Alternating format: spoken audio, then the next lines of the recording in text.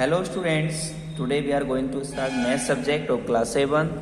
If you are watching this video, you have to open your book and listen to me carefully. So let's continue dear students. So students, as we know that in my previous video, we were studying exercise number 7.3 in which we have completed 5 questions, and today we are going to start question number 6, and today we will finish this exercise also. So let's start question number 6. So student, question number 6 is the cost of 5 tables and 4 chairs is 1560. यानी 5 table का और 4 chair का जो cost है 1560 rupees है. If A table cost 60 more than a chair cost, यदि एक table का जो कॉस्ट है वह चेयर के कॉस्ट से क्या है 60 अधिक है, तो find the cost of 1 table and 1 chair. तो हमें 1 टेबल और 1 चेयर का कॉस्ट फाइंड करना है. तो कैसे फाइंड करेंगे, चलिए देखते हैं नोटबुक में.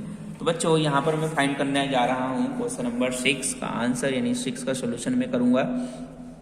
तो बच्चों हम जानते हैं कि जो cost of 5 table and 4 chair है वो कितना है 1560, and if 1 table cost 60 more than a chair.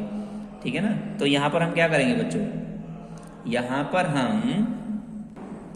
Chair का कॉस्ट x मान लेंगे. ठीक है ना. तो यहाँ पर हम मानेंगे let cost of a chair is equal to x rupees. ठीक है. जब बच्चों एक चेयर का कॉस्ट x रुपीज है, लेकिन हमें तो ये पता है कि जो टेबल का कॉस्ट है वह चेयर से 60 रुपीज ज्यादा है, तो कॉस्ट ऑफ टेबल क्या हो जाएगा, cost of A table, table का कॉस्ट क्या होगा बच्चों, यानी x प्लस 60 रुपीज होगा नहीं होगा. ठीक है ना. ये हो जाएगा नहीं हो जाएगा. चलिए आगे चलते हैं. अब बच्चों उसने कहा है अकॉर्डिंग टू क्वेश्चन, देखो अकॉर्डिंग टू क्वेश्चन उसने ये कहा है कि 5 टेबल और 4 चेयर का जो मूल्य है वो 1560 रुपए है. तो बच्चों 5 टेबल का कॉस्ट कैसे निकलेगा, जब मैं 5 की मल्टीप्लाई, ठीक है ना, 5 टेबल की बात चलिए, एक टेबल के कॉस्ट से करूंगा ना, एक टेबल कॉस्ट कितना x प्लस 60 रुपीज, तो मैं इसकी मल्टीप्लाई x प्लस 60 से कर दूंगा. ठीक है, प्लस. तो ये तो हमारे 5 चेयर का कॉस्ट हो गया. उसके बाद बच्चों ये हमारा 5 टेबल का कॉस्ट हो गया. उसके बाद हमें 4 चेयर का कॉस्ट निकालना है. तो एक चेयर का कॉस्ट x रुपीज है, 4 चेयर का कॉस्ट कितना हो जाएगा 4x रुपीज, और दोनों को ऐड करने पर क्या आना चाहिए 1560 रुपीज आना चाहिए. अब मैं इसको सोल्व कर लेता हूँ बच्चों. 5x की मल्टीप्लाई यानी 5 की मल्टीप्लाई x होगी तो 5x आ जाएगा, प्लस 5 6 30 यानी 300 आ जाएगा 5 की मल्टीप्लाई 60 से करने पर, plus 4x is equal to 1560. ये हो जाएगा. अब यहाँ पर बच्चों 5 और 4 को ऐड कर लेंगे तो हो जाएगा 9x, और 1560 300 हो जाएगा माइनस में. ठीक है.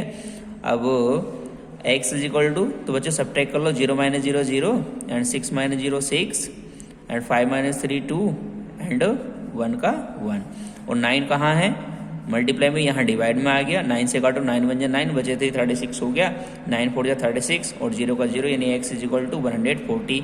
अब x क्या था, x तो कॉस्ट ऑफ ए चेयर था, तो यानी कॉस्ट ऑफ ए चेयर, यानी एक चेयर का जो मूल्य है बच्चों वो 140 रुपीज है. ये हमने ज्ञात कर लिया है.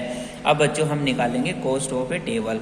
तो कॉस्ट ऑफ ए टेबल, तो हमने क्या माना था कि x प्लस 60 यानी चेयर से 60 रुपीज ज्यादा है, x की वैल्यू हमें पता है 140 प्लस 60, तो ये हो जाएगा बच्चों 200. क्या हो जाएगा 200. तो यहाँ से हमने फाइंड कर लिया है कि जो चेयर का कॉस्ट है वो तो 140 और टेबल का कॉस्ट कितना है 200 रुपीज है.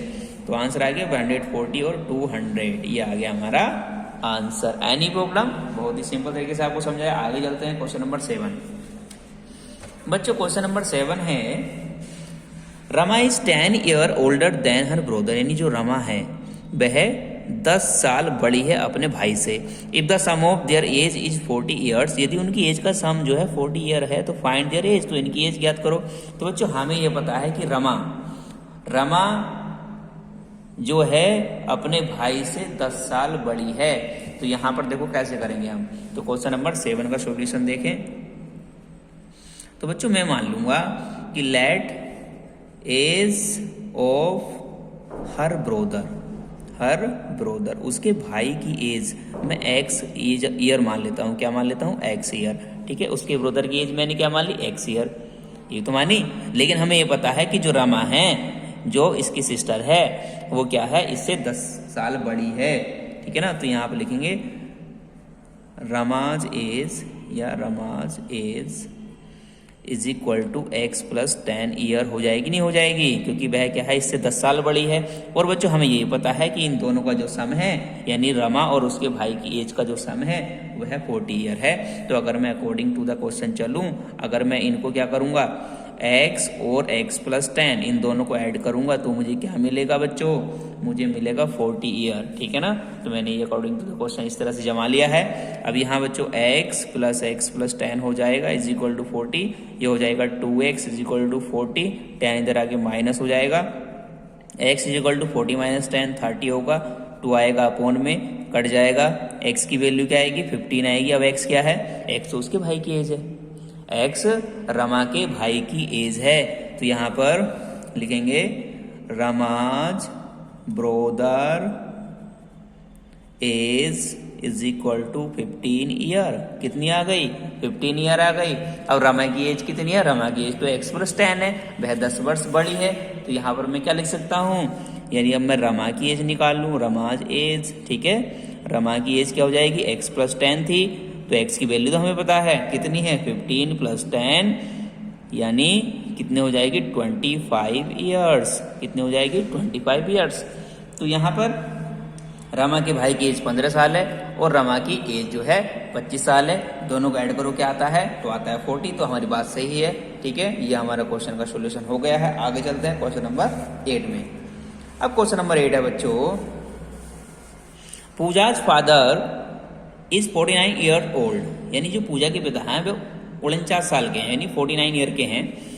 ही is 4 year older than 3 times Pooja age, यानी वह पूजा के 3 गुनी एज से 4 साल बड़े हैं। फाइंड पूजा एज, तो पूजा की एज निकालो।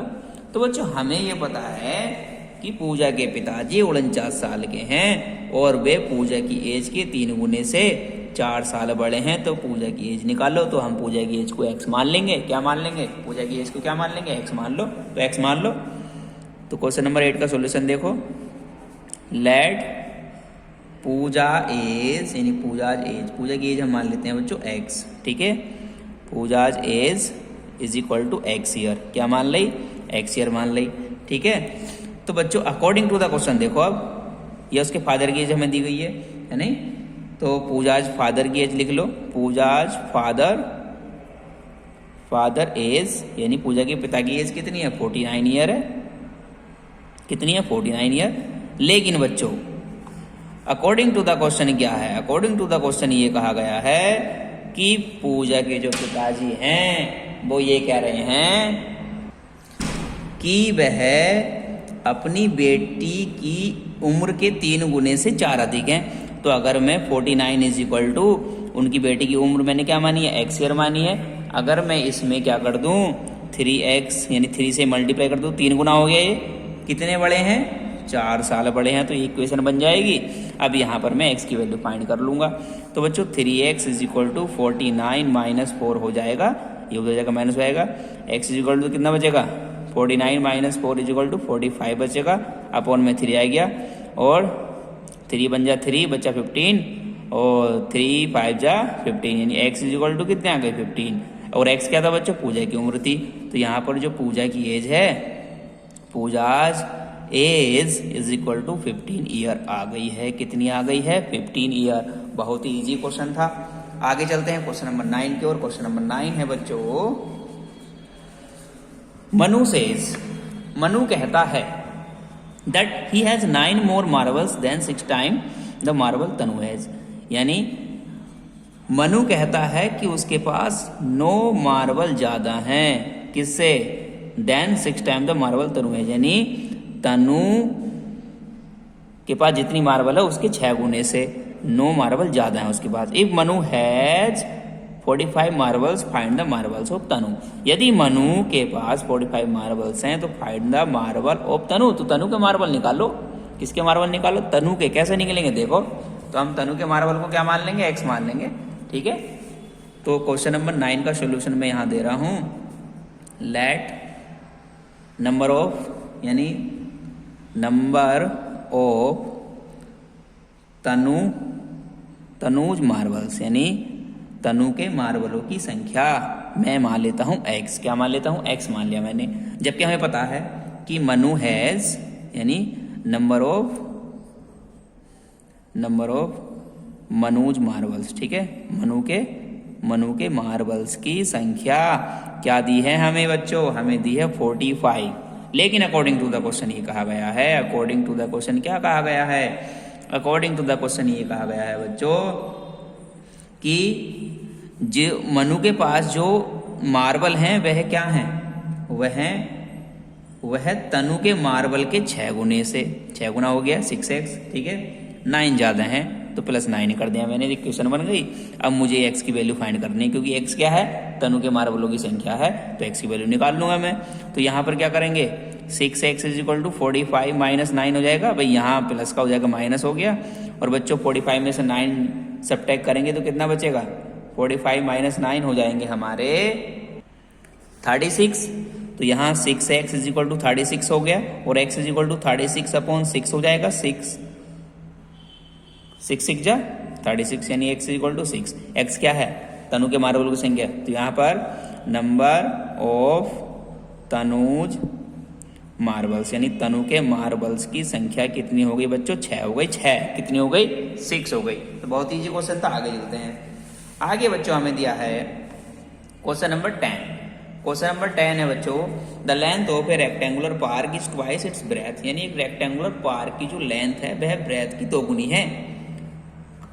कहा है ना उसने कि length of A rectangular park is twice, यानी लेंथ जो है रेक्टेंगुलर पार्क की ट्वाइस है, किससे, इसकी ब्रेथ से।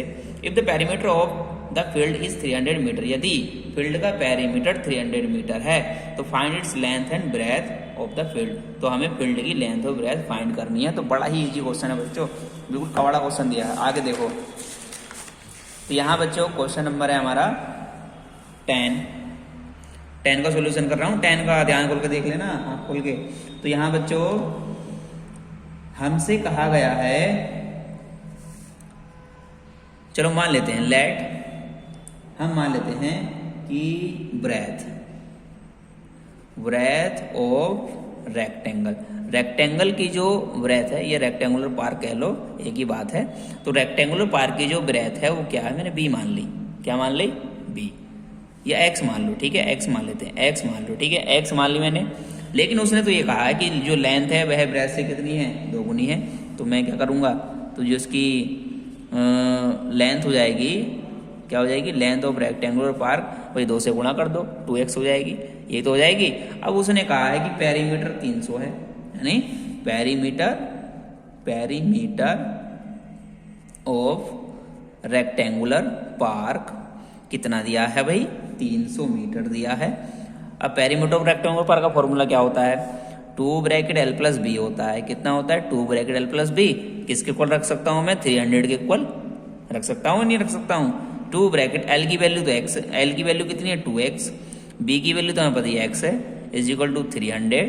अब यहाँ पर x की वैल्यू निकाल लेंगे तो 2 जाएगा इधर, और 2x और x कितने हो गए, 3x, = 300 अपॉन में क्या आ गया, 2, x डिवाइड कर देंगे तो आएगा 150, और 3 फिर से डिवाइड में आ जाएगा क्योंकि मल्टीप्लाई में है, और 3 5 जा 15, तो 50 आ गया। तो x की वैल्यू क्या है बच्चों, 50 आ गई। अब x क्या था, x तो बच्चों हमारी ब्रेथ थी, तो ब्रेथ क्या आ गई, ब्रेथ आ जाएगी हमारी 50 मीटर, और लेंथ हमें दी गई है 2x, यानी 2 × x की वैल्यू तो 50 है, यानी 100 आ गया, 100 मीटर। तो यहाँ पर लेंथ और ब्रेथ 100 और 50 मीटर आ गई हैं। लो जी, बहुत ईजी क्वेश्चन था। तो बच्चों मुबारक हो, आज हमने आपकी एक्सरसाइज 7.3 फिनिश कर दी है, ठीक है, साथ ही चैप्टर फिनिश हो गया है। आगे अगली वीडियो में बात करेंगे नए चैप्टर की। तो आज के लिए इतना ही, मिलेंगे नेक्स्ट वीडियो में। अपना वर्क पूरा करते रहें। Thank you.